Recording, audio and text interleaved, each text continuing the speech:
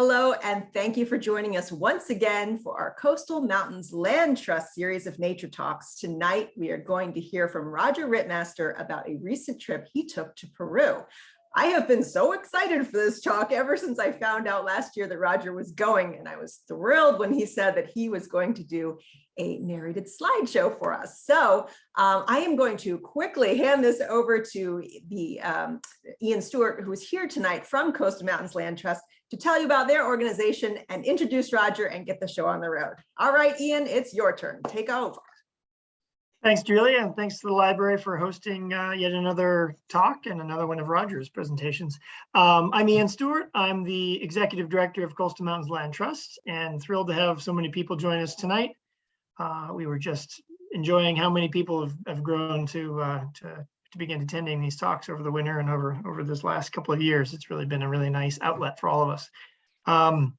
Briefly about Coastal Mountains Land Trust, we work in 15 towns between Rockport and Prospect, and our mission is to permanently conserve land for the benefit of the natural and human communities of this area. And we have conserved over 12,000, actually it's now 13,000 acres of land up and down the coast. So many of you may have been out on our preserves and trails, and we invite you to come out and join us. And well, whether you're visiting or thinking about Peru or thinking about something more local, we'd love to have you come and get to know the natural world here in Maine as well. In terms of a couple of things that are coming up, I just wanted to highlight there is now the first Thursday of every month. One of our newest staff members, Leah Tromer, is leading a Happy Wanderers hiking series. Today they were out around the mountain trail on Ragged Mountain, but every month moving forward, they'll be visiting a new preserve. And I know it was a really nice group of people out getting to know each other and enjoying being outdoors today. On March 18th, we're having a full moon snowshoe. A little bit of out order. February, there's going to be February 26th, there's going to be a luminary trail walk on the Belfast Rail Trail in Belfast. So there'll be luminaries as part of the ice festival up there. And then the next event of this sort that is being hosted, if I have my facts correct, is a pruning for wildlife workshop that Roger's helped organize specifically around brown-tailed moth in April. So lots of events all via our website, and you're able to go there and keep track of things that are coming up. There will also be a volunteer training and orientation coming up in March and April. So if you're interested in getting involved in the Land Trust further, you can sign up for that. Just a couple of highlights of things that are going on right now. Today, I was on a school campus because the Land Trust is really actively working to engage schools and helping to think about how they can build outdoor classrooms and connect with trails and the outdoors immediately on campus or nearby campus. So that's a really exciting new initiative. And then also at the turn of the year, there's been a couple of new conservation projects, including the protection of 60 more acres on Mount Tuck in Stockton Springs, where there'll be a whole new trail system coming in the coming year. So lastly, I guess I would be remiss without inviting you all to consider being members. The Land Trust is a membership organization, and we love to have people involved in all kinds of ways, including as supporters. So if you haven't become a member, please feel free to look at our website or give us a call at the Land Trust. So that's enough about us, and I will keep my introduction of Roger simple and short this evening, but Roger is a terrific naturalist who's been on the board of the Land Trust now for many years and has just brought a huge amount of enthusiasm and value for exploring the natural world with the Land Trust and outside the Land Trust, and now all the way to Peru. Just really appreciate, just sincerely, Roger, how much time and thought you've put into sharing your enthusiasm for nature with people locally and now further afield. So looking forward to hearing your talk. Thanks very much, Roger. All right, thank you, Ian. Thank you, Julia. And let's get started. I'll share my screen. So in green is the Amazon rainforest. And when looking at this, it's important to realize that trade winds in Peru and elsewhere go from east to west. So as the sun heats up the humid air over the Amazon rainforest, it hits the Andes, which are here in brown. And in between, in this teal colored area, are the cloud forests between about 3,000 and 11,000 feet. And as the humid air from the Amazon cools as it rises, it drops all its rainfall, and there's between as much as 100 to 300 inches of rain falls in different places in these cloud forests. The Amazon stops that rain cold, and Lima right here gets less than an inch of rain a year.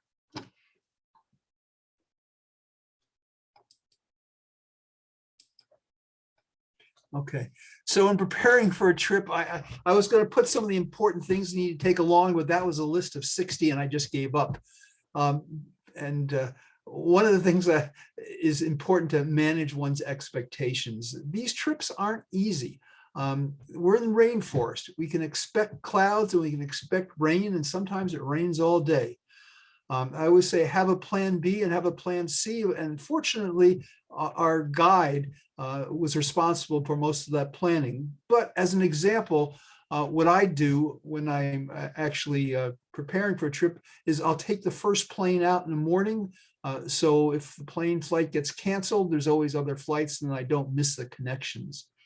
And then one has to have a humorous attitude towards embracing challenges and inconveniences, because they certainly do occur.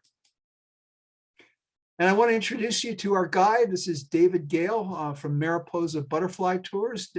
David is a Canadian, lives near Toronto, but he spent his 20s in Peru as a bird guide until he became, about 10 years ago, smitten by butterflies. That was the thing that actually got him into butterflies, and he's been a butterfly expert ever since. David is unusual as a guide in that he's always putting his clients first.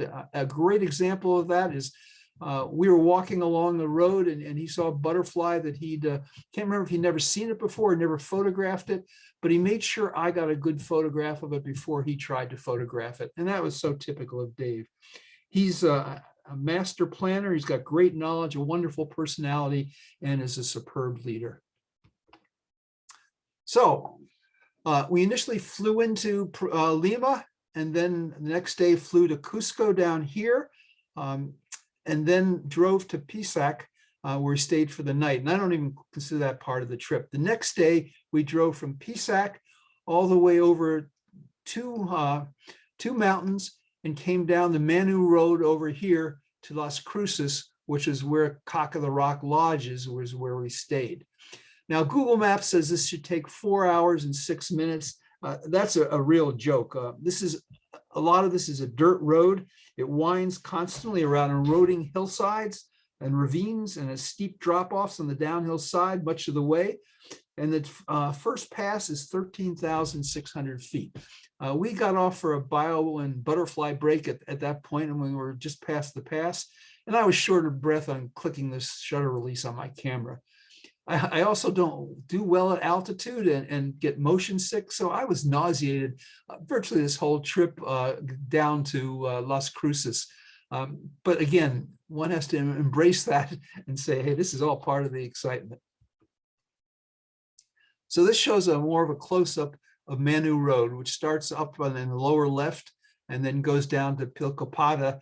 This is about, Pilcopada is about 1,700 feet in elevation. Up here, it's about 11,000 feet. And what makes Manu Road so good for butterflying and for all wildlife is this height difference and the fact that it's a dirt road. A lot of things are attracted to dirt because dirt has nutrients in it. And so it's a great place to see some things. And we stayed in Las Cruces, which is not anything really except for a couple lodges there. There is not a town there, but it's halfway, and you can go either up or down to get different wildlife. So this shows Manu Road, starting up at that in the lower left and looking down. And there's at least 1,000-foot drop here as it winds back and forth, and you see it come out right here in the lower left and all along here. And if that looks like it's steep, it is. Again, these are really steep drop-offs. It took me at least a week to get used to going along here. And I kept having to tell myself, Roger, you're not afraid to die. You're not afraid to die. Give a better close-up. And the rest of it, I should say, this is Manu National Park here. This isn't part of the park over here, but it's still a wild area. Rock slides occur frequently. The Cock of the Rock Lodge is beyond this curve here. And this is more of a close-up of Manu Road.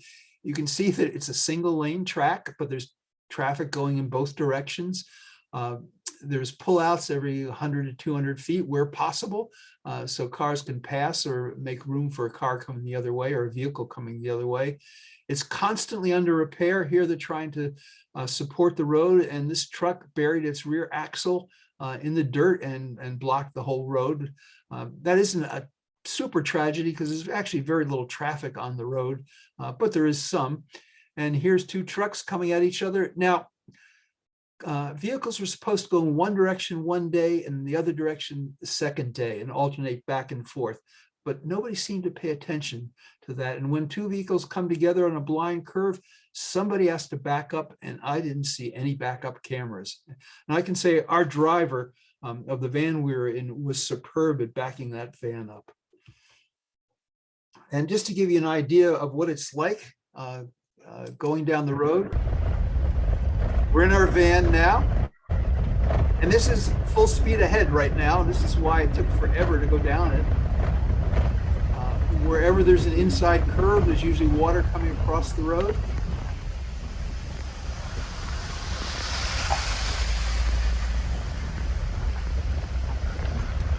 And that drop off you see on the left is for real. And fortunately, I didn't see any vehicles at the bottom of those drop-offs. Okay, so who was with us? There was four of us plus David. Bill Berthet is an avid butterflyer. He's gone all over the world photographing butterflies. Then there's me and David, and then Dennis Deck and Randy Countryman are both from Portland, Oregon. Dennis has a wonderful website of butterflies of Oregon and Washington. And Randy's actually more of a birder than a butterflyer, but he was really good at photographing butterflies. But the thing about Randy is he could sit for an hour or 2 hours in one place to catch birds going across an open area. That's a skill I don't have, and I really appreciate. So here's Cock of the Rock Lodge, named after this bird. This is the national bird of Peru, the Cock of the Rock. And there was a lek about 4 kilometers up the road from the lodge where these birds gathered every afternoon, the males, to try to attract females.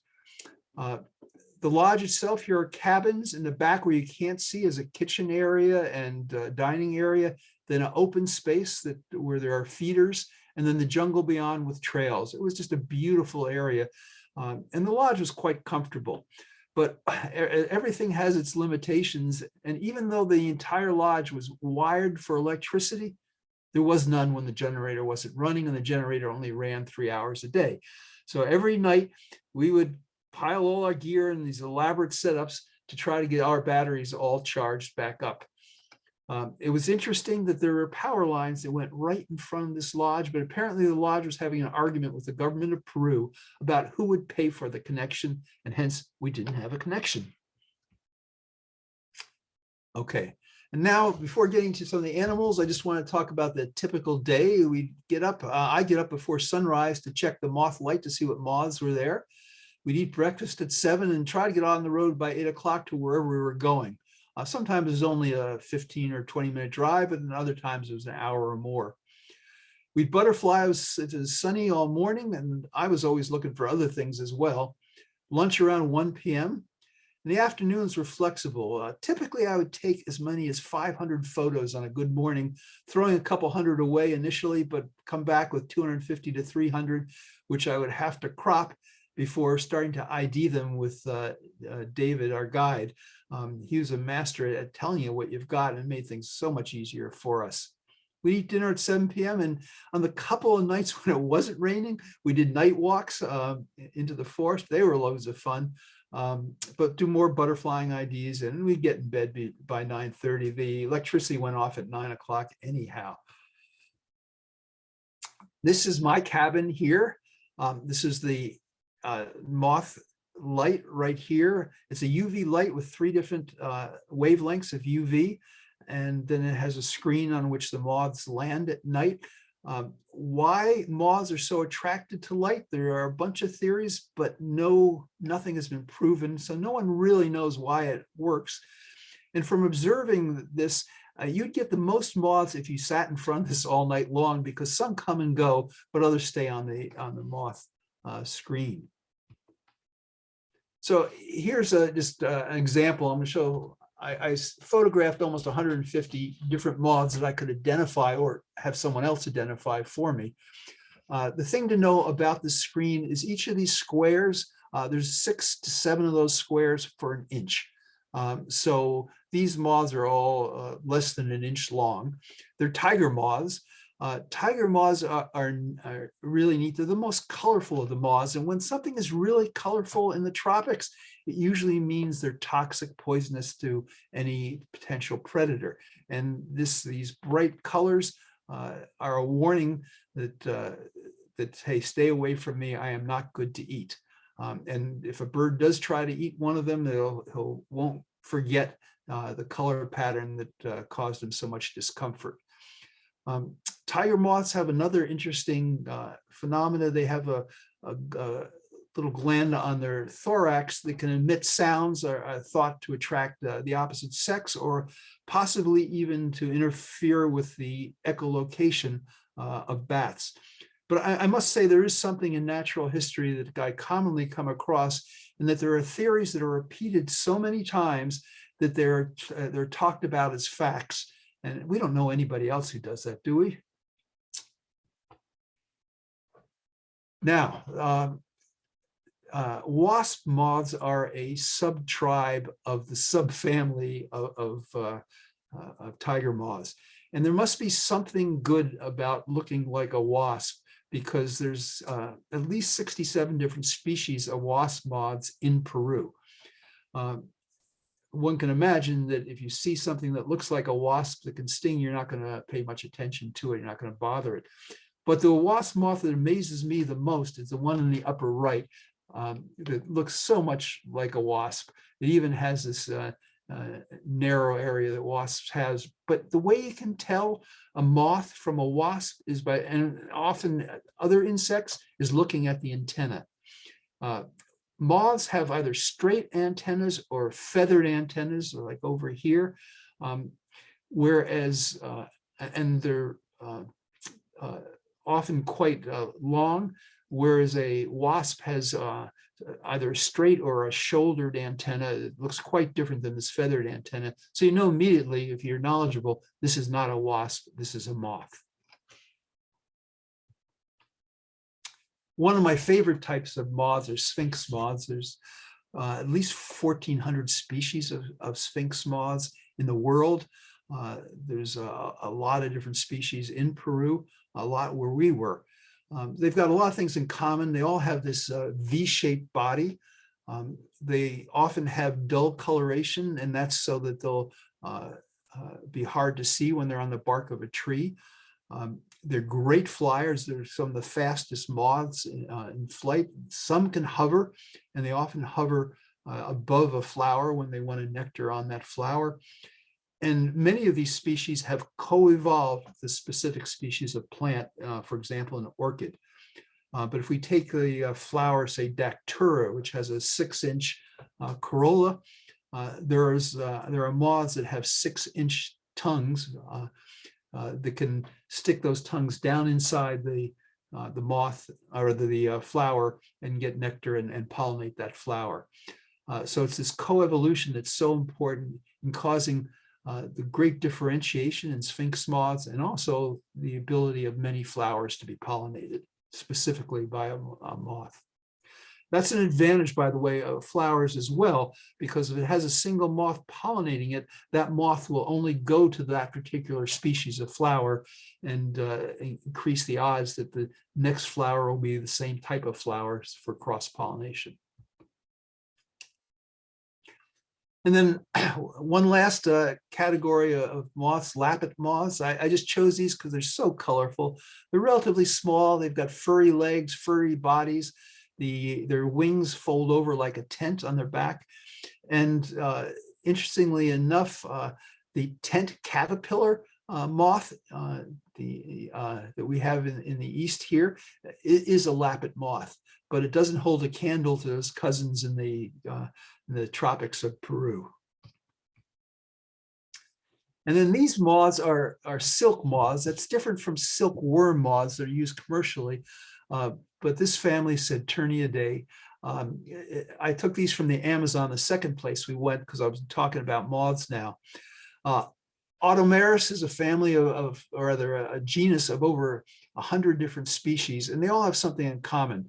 They have these forewings that look much like the background, in this case, this tree on which they sit. And usually these forewings are folded over the hind wings and back. But when they get agitated or threatened, they open up their forewings and reveal these eye spots. The eye spots do one or two things.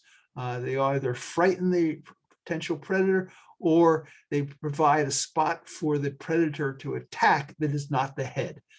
So the head is fairly indescript, and the eye spots are these bright things.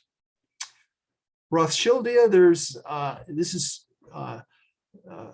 only seen in the New World tropics. There's at least 24 or 5 different species of Rothschildia. These guys are typically 6 inches across about. They've got these translucent spots over their body. And I should say this family in general has robust bodies with these clear translucent areas on their wings. It's typical. This Copiopteryx, there's I think about 14 different species of this moth, and they all have these long tails. They're really spectacular. There's a couple things about silk moths, that the caterpillars are often have urticating hairs. Urticaria is hives, and these hairs are very irritating if you touch a caterpillar. In fact, they can sting remarkably well. So even in North America, it's worthwhile avoiding handling any hairy caterpillar unless you know that it's non-toxic. The other thing is these moths don't have mouth parts. So as adults, they live for less than a week in general, and their sole function is to mate and reproduce. So now let's go on to butterflies. This is unusual sight, but not totally unheard of. There are 10 species of butterfly on this leaf. David tells me his record is 11 species. Butterflies don't naturally all come together just to sit for the photographer. They come together because there's bait, and we baited this leaf, or I should say David baited this leaf. And here's the cook preparing the bait. The recipe is you start with rotted fish guts or fish guts that are on their way to being rotted. Add water or urine if you've got it, and put it in a bottle and lightly cap the bottle so it doesn't explode, and leave it in the sun for at least 3 days, and then filter it into a spray bottle, and you have your bait. And then you spray it on a flat leaf that's easy for butterflies to land on. And I can tell you that this bait smells like you think it might smell. And it is truly awful, but after a while you get used to it and you actually look for that smell, because then you know that David has baited this area and you're likely to find more species of insects on those leaves. It doesn't just attract butterflies, it attracts different wasps and moths and all different types of insects. So I find it just fascinating.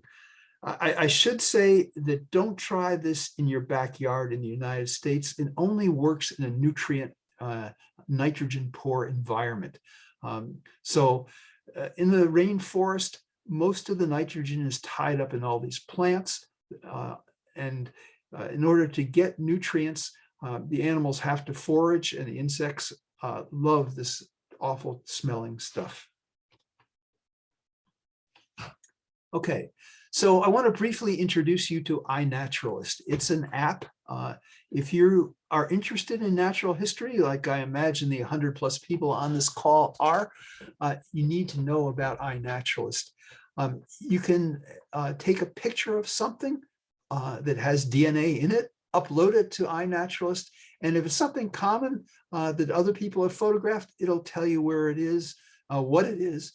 And there's almost 100 million photographs from all over the world of different plants and animals on iNaturalist.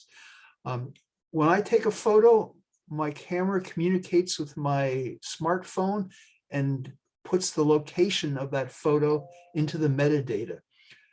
It also puts the date in there, and that gets incorporated into iNaturalist if I upload that photo to iNaturalist. I can then, and here what it says is I've uploaded 884 photos, and this is only butterflies here. And that includes 454 species along Manu Road. The 5 of us photographed over 600 species. This is just my total here. And these are all the areas that we photographed in red. Most of it was in the mid altitudes, around 5,000 feet, give or take a couple thousand feet in elevation. But we also went down to the lowlands here to do more photography. And you can do this for any place on iNaturalist, either just your own photos or any photo that's been looked at of any taxonomic category you want, from species all the way up to kingdom. So here are some of the butterflies. Again, I'm not going to show you over 400 species of butterflies, just a sampling of what we saw. Clearwings are fascinating. First of all, they're really pretty. Most butterflies in the tropics do not nectar on flowers. You find them everywhere else in soil and leaves, but clearwings almost universally do nectar on flowers. And why? There's only a couple of families of flowers that they'll nectar on, because they get toxic alkaloids from those flowers that makes them toxic and therefore repellent to most predators.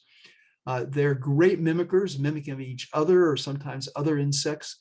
So not everyone has to be toxic, but you just have to look like somebody that's toxic.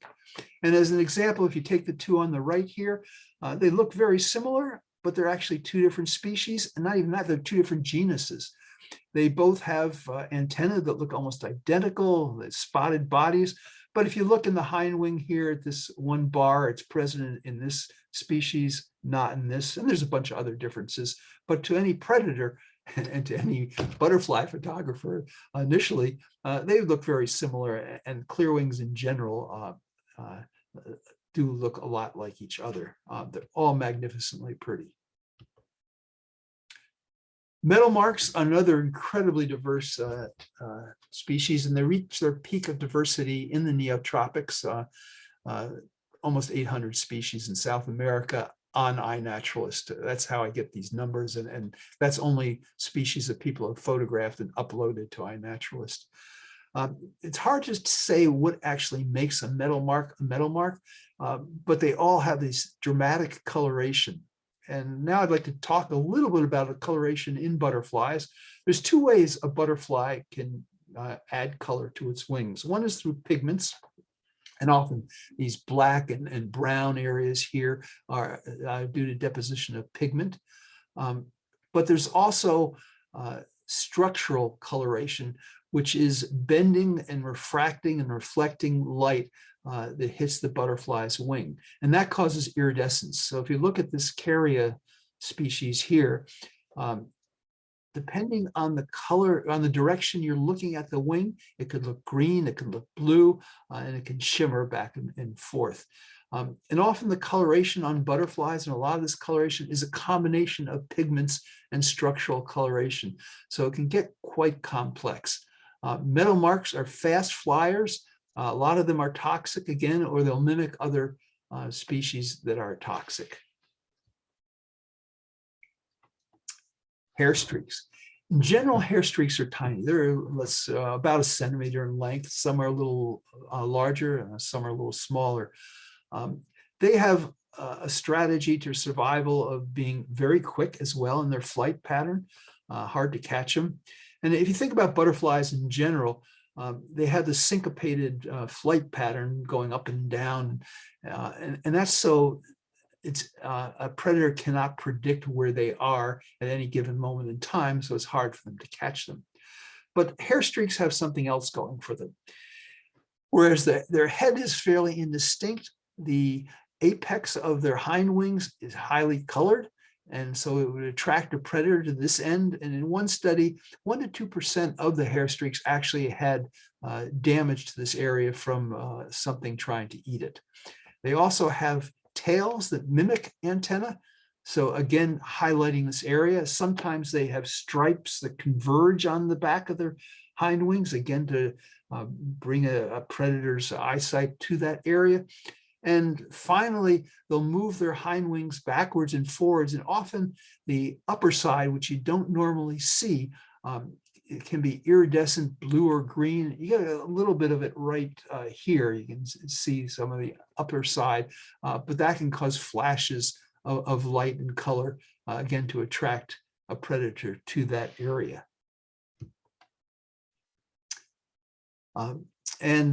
Finally, another category of butterfly is the 88s. These are small butterflies as well, extremely colorful. 88 comes from this genus here, Diathrea. And I must say that I rarely see 88. I often see 98 or 89, but anyhow, you get the idea. And the color is quite amazing on these. They're unusual in a sense, and they often are found nectaring on soil or gravel. And so that's why it's Manu wrote, one of the reasons is so great, because it has a lot of places that attract 88s, and they're just a wonderful butterfly to try to photograph. What is a pierid puddle party? And I should say there are people on this call that know a lot more about butterflies and about all the insects I'll show you than I do. So with apologies, a Pieridae is whites and yellows, like the cabbage white we have in the eastern United States.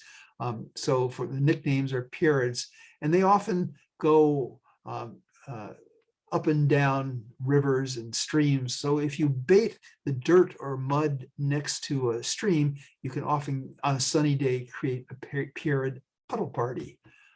And this is one. So I've flustered these. They were all sitting down, and they rose up in unison to distract me as a predator. But then they finally settled down, and here you can see a close-up of all these butterflies. The one non-pierid is this guy here. This is a daggerwing in the lower right-hand corner. Now, any talk of the rainforest would be amiss if it didn't include something on leafcutter ants. So I will show you these leafcutter ants, and if you just take a look at this one right here, it's cutting out this circular pattern on the edge of the leaf, and now he's headed up the trunk, or up the stem and down the trunk, and he'll join his fellow leafcutter ants. And you can see they vary in size somewhat. And here is a real big ant, comparatively big. This is a soldier ant in the same species, protecting the column. And they'll go on and they'll bring these all back to their nest. Well, what are they doing with these leaves? They're not eating them. They're feeding them to a fungus. That fungus happens to, for those of you who know mushrooms, most of the fungi species that are in with leafcutter ants are in the Lepiodotaceae, of which Lepiota is one. That's not one of the species that grow in leafcutter ant colonies, but it's in that family. And the leafcutter ants are totally dependent upon that fungus, and the fungus is totally dependent upon the leafcutter ants. And there are many different species of leafcutter ants. What they do with that fungus is they farm it, and then the fungus produces nutrients that they feed to their larvae. The adult leafcutters that are outside the hive feed on the sap of the leaves, but the larvae are fed from the fungus. And it takes a lot of work. The fungus has a parasitic fungus that grows on it, and the workers inside the hive are constantly pruning their fungus farm to take out this parasite. And they also produce in glands on their body a fungicide that attacks the parasite fungus. And that fungicide is produced by bacteria in the glands of these leafcutter ants. So it's quite complex. This evolution has occurred over millions of years, and it's really one of the neat things in the rainforest. Okay, going to some of the larger animals in the rainforest, the tyra. It's a member of the weasel family. It reminds me so much of fishers, and this.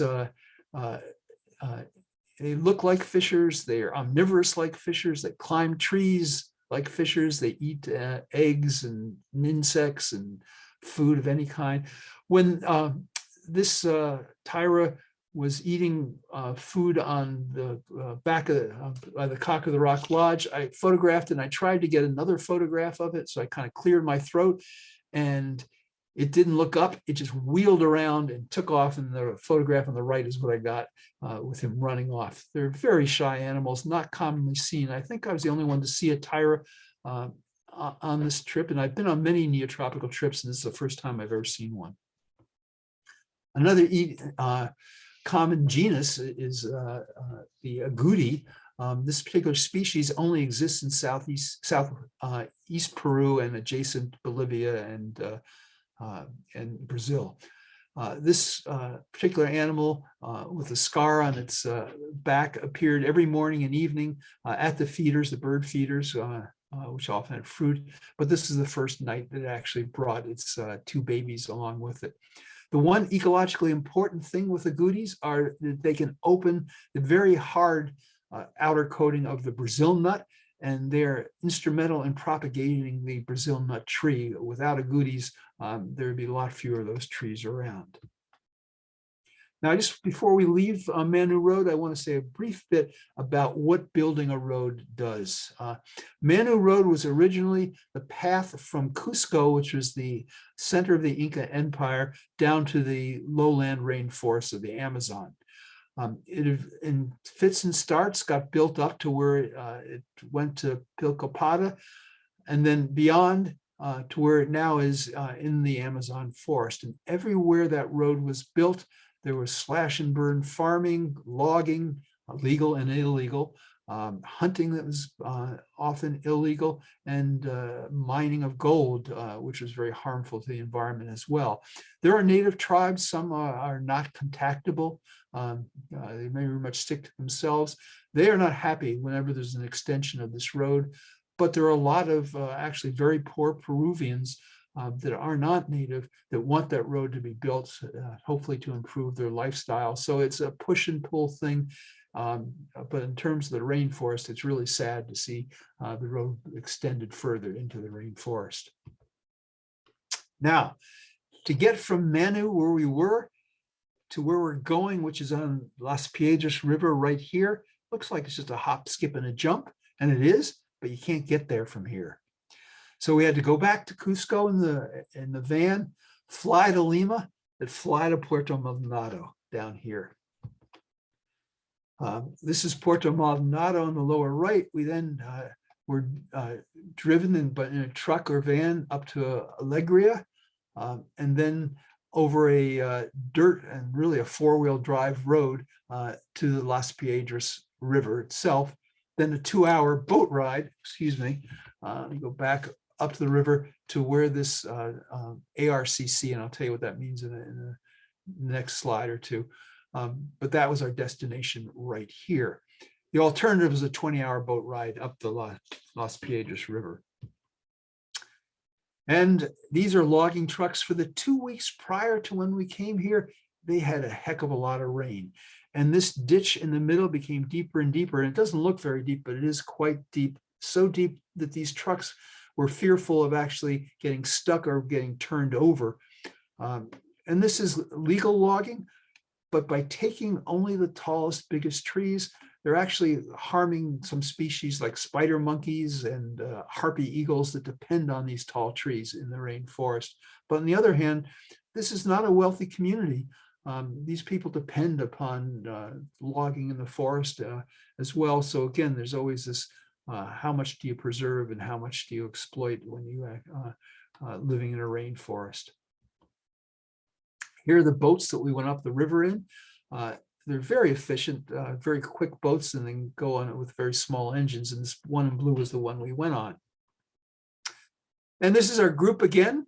two new people, Dean and Sally Jew from Florida. And there again, I say all these people were just wonderful to be with, easygoing people. And of course, David Gale, our guide. Right here in the middle is Pepe Garces. He's the owner of ARCC, and I'll tell you more about him in a slide coming up. And just to give you an idea of what it was like on the river, here we're going along, very pleasant until this. Pepe said, well, it never rains like this. And I said, it's the rainforest? Who are you kidding? And he said, no, see, it was windy and rainy. We got soaked. But that's the experience one has in the rainforest. Yeah, again, it was just part of the fun. So here is ARCC, the Amazon Research and Conservation Center. And what a concession is an agreement between an individual who wants to establish ecotourism in an area. That individual agrees to protect the land around the conservation easement in return for the ability to set up an ecotourism site. That's how ARCC got started. This right here is Lago Soledad. So sometimes if you're searching on the web for this area, you'll find some stuff under Lago Soledad, others under ARCC, but they really mean the same thing. One of the neat things was this narrow place between the Las Piedras River and the lake itself, because animals funnel through here. And I'll show you at least one neat animal that I found in this area. Okay, so this is Pepe again. He was a wonderful host. He'd do anything for us.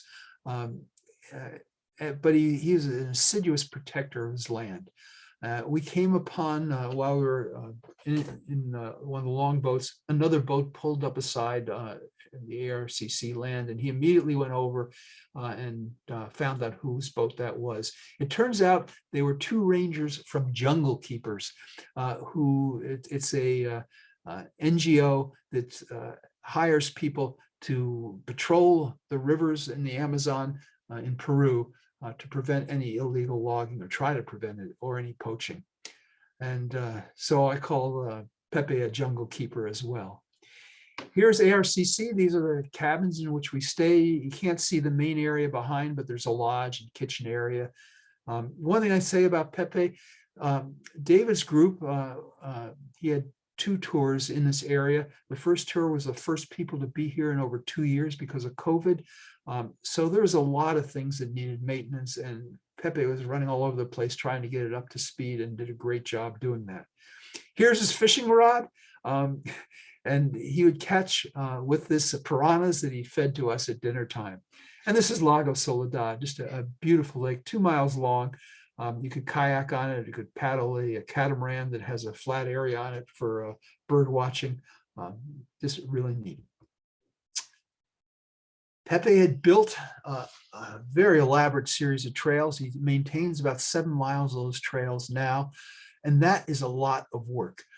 These trails were clear. This right here on the right, this tree fell down while we were there, and both trees fell down while we were there. And the biggest danger in the rainforest isn't army ants, it's not biting insects, not snakes, it's things falling. The maintenance of the trails is not an easy task. Of course, we're in the rainforest, so we wore rubber boots.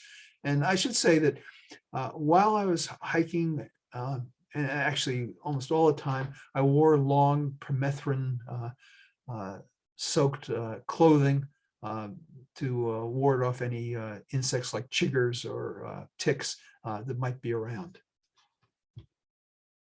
Now, just some of the insects. I've talked about moths and about butterflies. Well, these guys are leaf-footed bugs. There's 2 definitions of a bug. One is anything that looks like this, or a spider, just a vernacular term. But the other is a specific order of insects. And these are one of those. The order has wings that are stiff proximally nearest the head, and then distally towards the tail, they're membranous, and they often cross. In leaf-footed bugs, they always cross like this, forming an X over the back. The reason I like them is they're incredibly colorful, and the same thing I told you about butterfly wings are true with this category of insects. They're called leaf-footed because of this enlargement of their hind wings here and here. Not on this one, but there's all are leaf-footed bugs. They feed on leaves, on the sap from leaves, and you can see actually right here. Actually, that's the antennae. Here is their proboscis, for which they poke the leaving and get the sap out of it. They can be confused with assassin bugs, which have a much stiffer proboscis that impales insects and sucks the juices out from them. So one has to be a bit careful. Leaf-footed bugs will not harm you, but assassin bugs can give you quite a bite. Then there are the hoppers, which is another true bug. I just loved all these other things that were attracted to the bait. And hoppers, there's leaf hoppers, tree hoppers, plant hoppers, frog hoppers. Those are the 4 hopper categories. You can tell a leaf hopper is about 1 centimeter long, so you have to think small, but on their hind limbs, they have these serrations. Everyone these in this group has these. The one in the middle, I posted on iNaturalist, looked all over the web. Nobody's been able to identify this one, so it might be the first photograph of this particular leaf hopper. Somebody else could as well, but nobody's been able to tell me what it is. Then there are 2 neat bugs we saw, which were plant hoppers. I don't know what categorizes a plant hopper particularly, but the lanternfly here, all this is his head, but it's a fake head. It's hollow. Here's the eye right here, not here. And it uses his head to beat against a tree when it's trying to attract a mate. It also avoids a predator, perhaps hitting him in his true head, but instead going for this false head. In addition, when it's disturbed, like the automaris moths, it'll spread its wings and reveal 2 big eye spots. It's a plant feeder. It sucks juices from plants. The same with the red dotted plant hopper. The neat thing about this thing, and this, so I should say the lanternfly is about 3 inches long. This thing's about 2 inches long, but it has these long, waxy plumes coming out of its rear. There's several plant hoppers that do that, and the function is really unknown. It's been hypothesized to be a distractor to predators, but no one really knows. Again, the value of iNaturalist. So this is a stink bug. I knew it was a stink bug. Posted iNaturalist, said, yeah, this is a stink bug. Anybody know what it is besides that? And Louise Alexander commented, yeah, this is Toroceras achilles. So I tried to look up Toroceras achilles and could find nothing on it. So I responded to him saying, thanks. And I don't know this person. I could not find another image of T. achilles on the internet. Do you know one? He responded, hi, Roger. I couldn't find another photo either. So yes, yours is probably the first and a great one. And then he gave me some references and a key to identifying them. I looked up Luis Alexandra.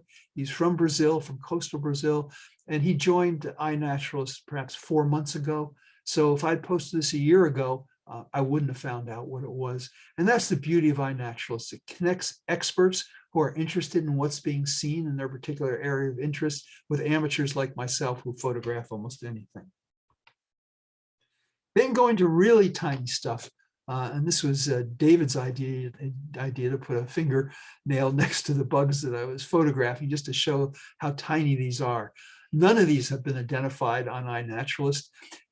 Most of them are probably weevils or snout beetles. This is a good example of one. They have kind of long snouts with an antenna coming off of them and kind of a rough, scaly wing covers here or wings here.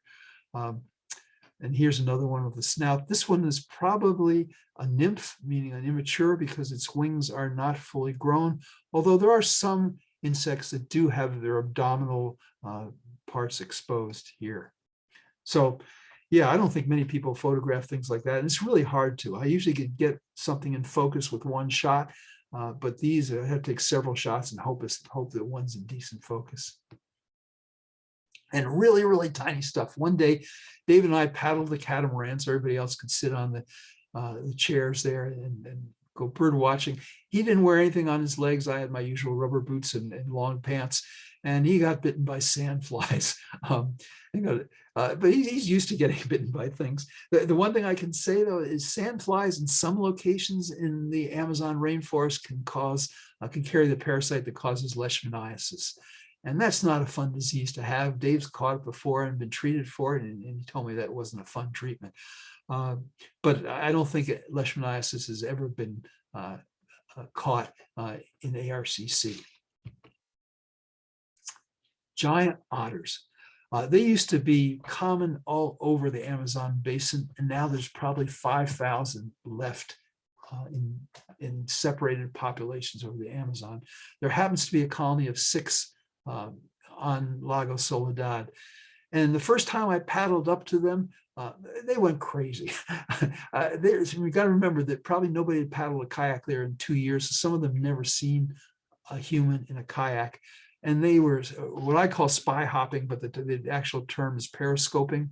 This is the dominant female, I believe. Their main food is fish, but they're really apex predators, and nothing will really attack them as a group. And just to give you a feeling of what they're like, there's a little short video clip.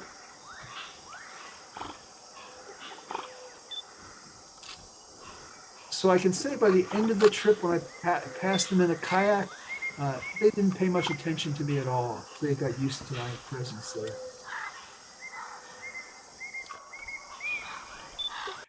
So that was a real treat. They're not commonly seen, but you can see them any time you want at this place because they patrol back and forth across the lake. Another neat animal is a spider monkey. We saw probably 6 different species of monkeys, but at least in ARCC, they're hard to see because they're way up in the canopy, and they're not fed. And thank God for that, because at Cock of the Rock Lodge, they were real pests. Anyhow, these monkeys can fly through the canopy. They've got these real long fingers, long arms, long legs, and a tail that can act as an arm, and they often just hang by that tail.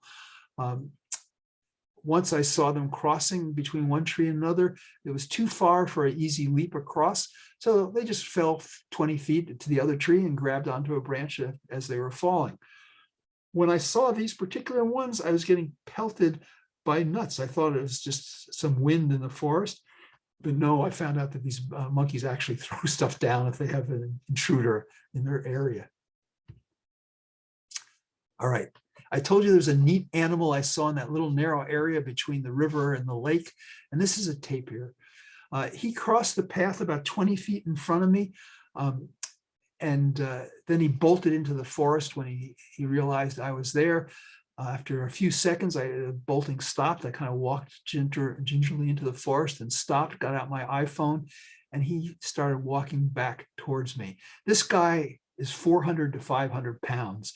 And is massive. Fortunately, he's a vegetarian. Once he realized I was there, he wheeled around again, and that's why his head is kind of blurred, and took off. I think he has a short-term memory problem and also doesn't see very well. Oh, and talking about that, I told Pepe, showed him this photo, and then Pepe said, "Wow, I've only seen one 5 times in the 25 years I've been here." So I asked him how often he's seen a jaguar. He said about 25 times. So these are really uncommon. One night, as we were going to bed after a rainstorm, we heard this generator coming from the lake. And next morning, I asked Pepe, what was that noise? He said, "Oh, I heard it. I've never heard that before." And David, as usual, said, "Oh, probably was a frog." So the next night, we had more rain, and I went out and actually was able to photograph this cane toad, and there were several of them. Cane toads grow up to be about 6 inches long. It can be huge, and this one was calling.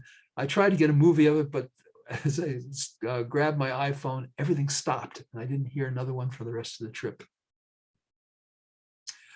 One day kayaking, I saw these birds come in and land on this tree trunk. Well, they weren't birds. They were proboscis bats. And these guys are like a 1/6 of an ounce piece. They're nocturnal like most bats. They feed on insects. And they just are beautifully camouflaged against the tree trunk on which they roost. This is a harpy eagle nest on the property. Unfortunately, the fledgling, the chick fledged about 6 months prior, and they only have chicks every 2 to 3 years. So there weren't any harpy eagles present at the present time. But on our way to look at this, Pepe and I came across the snake. Pepe said, oh, this is a Bothrops, which is a fer-de-lance. So fer-de-lance is the most aggressive snake, poisonous snake in the tropics. And most of the bad bites that occur are from fer-de-lances. Well, this happens to be a false fer-de-lance, and it differs from the true fer-de-lance by having an oval rather than a triangular head, and by having rounded blotches rather than squared off blotches on its back. Now, this next video I'm going to show you suitable for kids, but some adults may find it somewhat bothersome. I'm glad I didn't try to catch it. It is ready. It is ready to bite, Pepe says.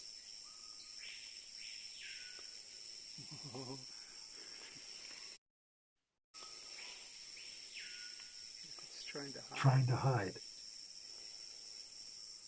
Oh, it got a frog. It is a frog. So by now the frog is probably dead, having been poisoned by the snake.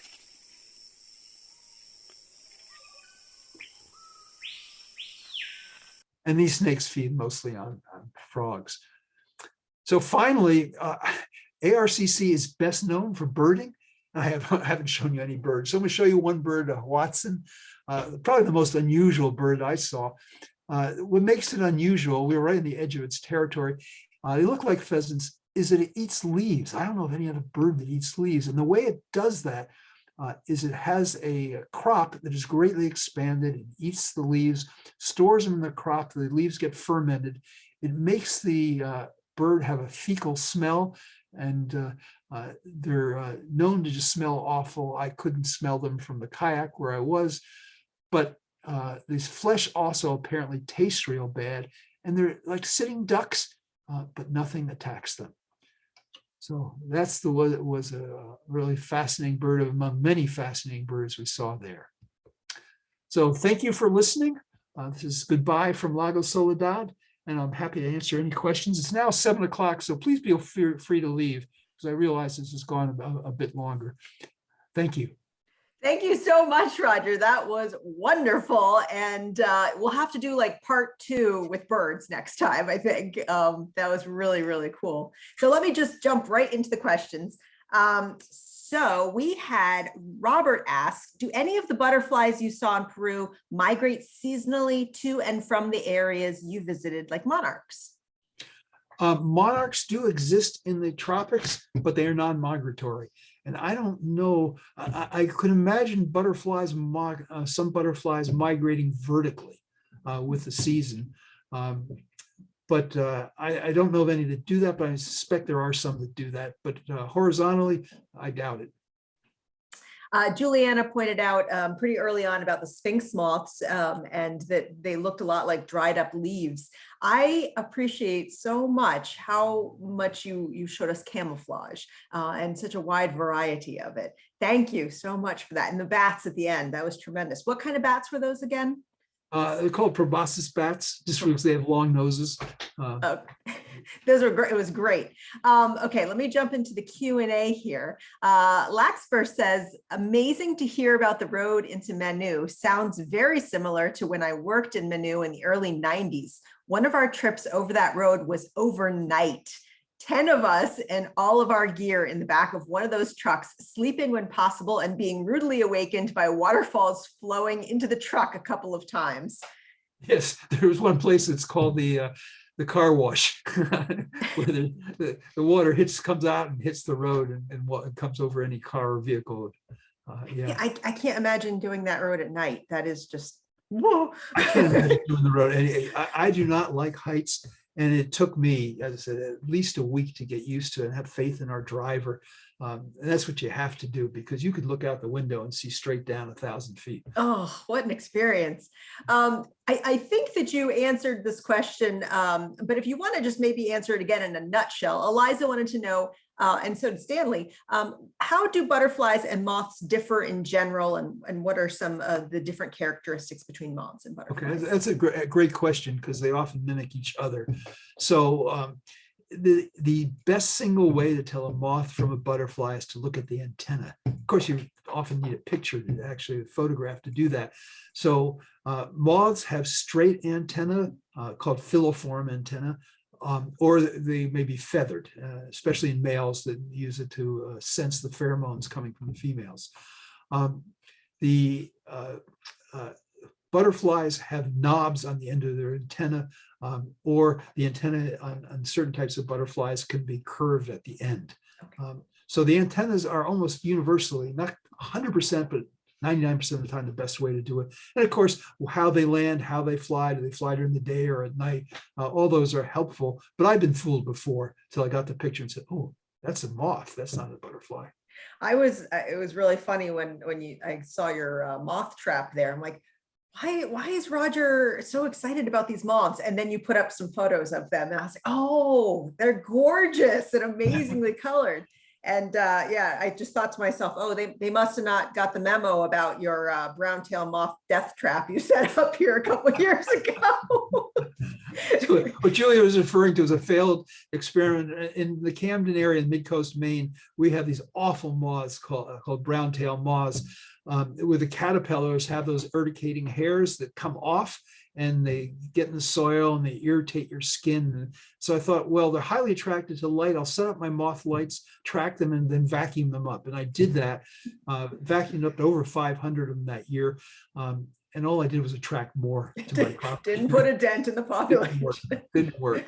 Okay, so Marcy wants to know, besides Roger, what are the predators? Oh, you're not a predator of butterflies, just brown tail moths. What are the predators of the butterflies, even if the butterflies are often toxic? Sure, spiders, birds, various insects could try to attack them. Interesting, things like praying mantises or different mantises, but it is rare to see butterfly predation. They're very successful at what they do. So I guess when you had mentioned the ones that had the little bites on the back or the damage on the back from were predators, were those moths that were? Moths and butterflies, both could. Yeah, and it's poor. I guess when I said it's rare to see butterfly predation, or I really didn't see, that's the adult. Caterpillars, birds, yeah, just love them. That's delicious. The main source of our insectivorous birds for food is caterpillars. For sure. Speaking of food, Robert wants to know, how is the food at the lodges? Excellent. And they went out of their way. I'd say these lodges both were really tried to go out of their way for us. They all have their quirks. I had 2 wasp nests on the outside of my lodge, my little cabin in ARCC, because again, Pepe didn't have time to bring everything back up to speed, but they were only one were aggressive wasps, and they never got inside. There's another that was just like sweat bees. They didn't do anything. How was Pepe preparing the piranha, out of curiosity? What was the just frying it whole, and they're very small. There are bigger piranhas, but he was only catching small ones. You weren't doing a lot of, eat them all at once, bones and all. You weren't doing a lot of swimming there at the lodge, I No, guess. swim in that water. There also was a caiman there. I didn't get a good picture of the caiman. Yes, that would also be a deterrent. Yes. So Walter asked, and you had mentioned not to use the butterfly bait, but Walter wanted to know, would the butterfly bait work in Maine? No, again, because we have plenty of nitrogen around. So now I should say that a similar thing is used to attract moths on tree trunks. I haven't found it worked where I live here. You take beer and bananas and whatever other sweet stuff and let it ferment for a week or so till it starts really smelling, and then paint it onto a tree to attract moths. And I get 2 or 3 species of moths, where the moth lights will get hundreds of species. Okay.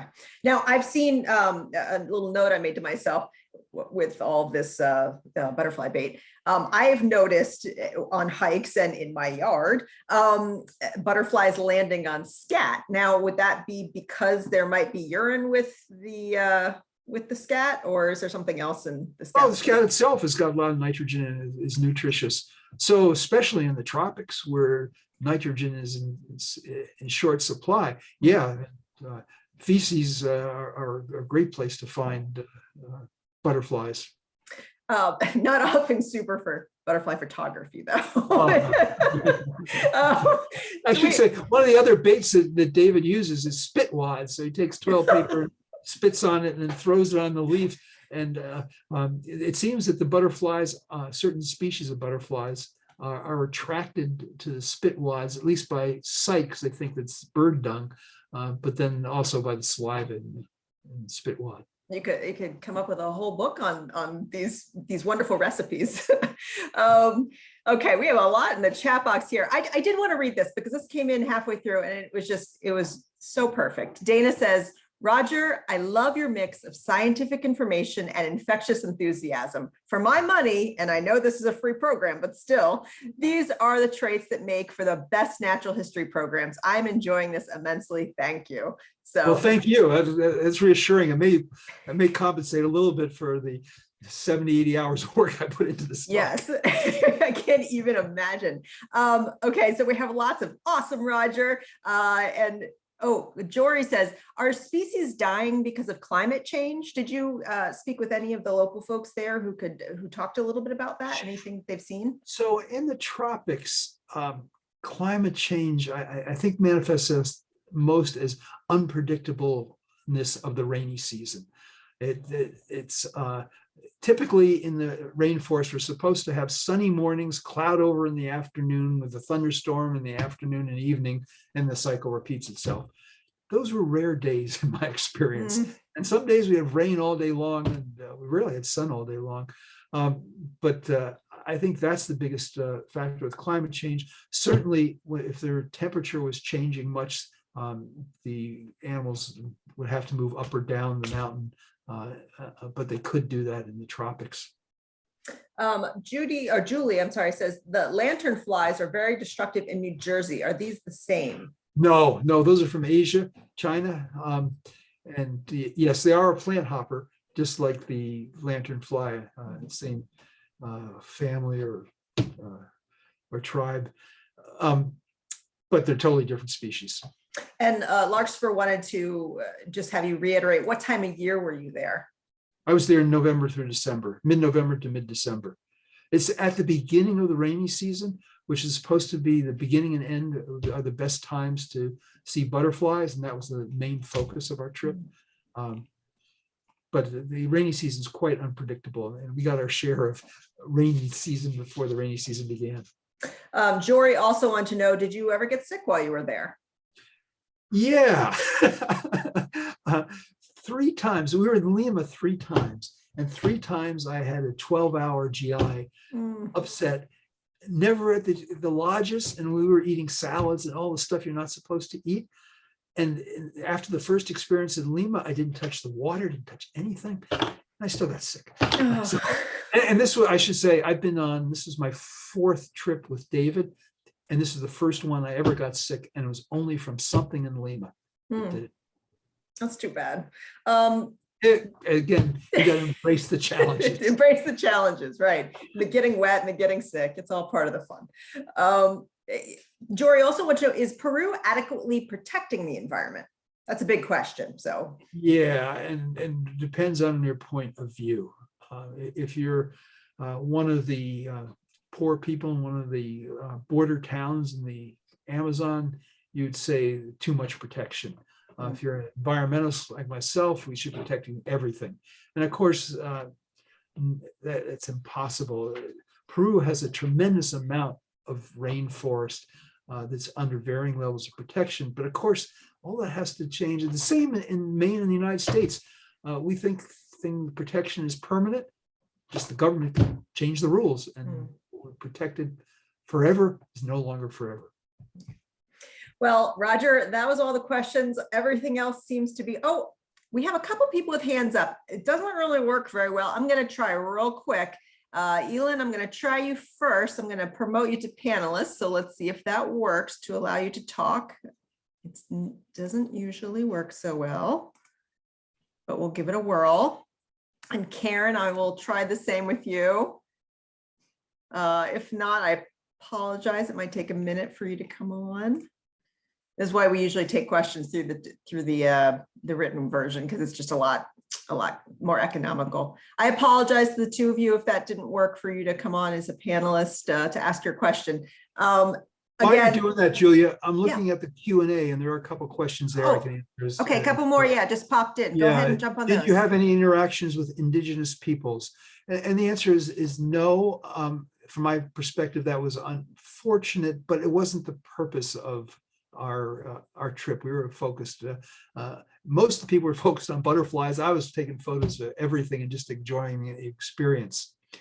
What kind of inoculations did you have before you traveled to Peru? Well, yellow fever vaccine is now lifetime, but I had a yellow fever vaccination. I got boosted before boosting was allowed for the average person for COVID. Other typhoid, got inoculated for typhoid as well. Any travel clinic can tell you what you need. They're often more conservative. In the Amazon itself, I did use malaria prophylaxis, a pill you take every day. It didn't have any side effects in me, but I was the only one who actually used malaria prophylaxis. Thanks, Polly. Those were good. That was a good question. Okay, so as I was saying, I think the rest are just a flood of compliments and accolades, and I absolutely agree. And I love this. Robert's joining us all the way from Bainbridge Island in Washington. I know Robert will. Super.